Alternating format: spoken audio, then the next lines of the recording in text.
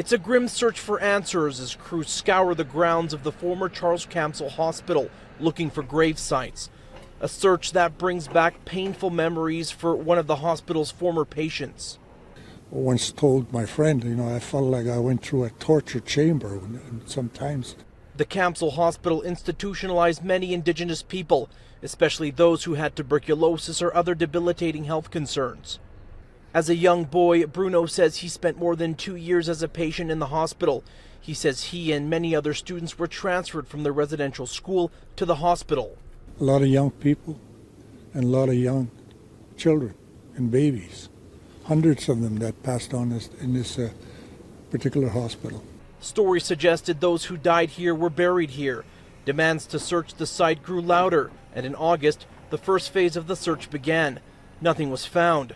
Now crews are once again back at the Camsell, searching 21 sites over 2 days in the second and final phase. It's important that we show our concern, compassion for the families that had relatives in this hospital that never came home. Gene Dubb is developing the Camsell site. He says if human remains are found, none of the 8 planned dwellings would be built. As we find these burials here, it proves that there was dishonor. Chief Calvin Bruno says even if nothing is found, knowing the truth will still help in the search effort.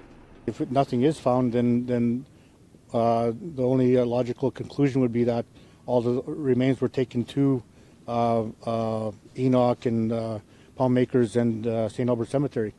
And indeed, knowing does help Bruno. We want to make sure that, if there is any at all.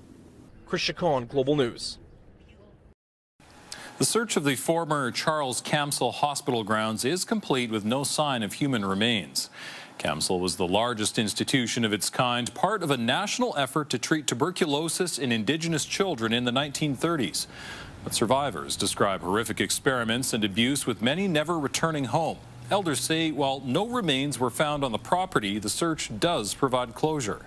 It gives us peace of mind knowing that, well, none of our loved ones are here, or anybody else's loved ones as far as that goes.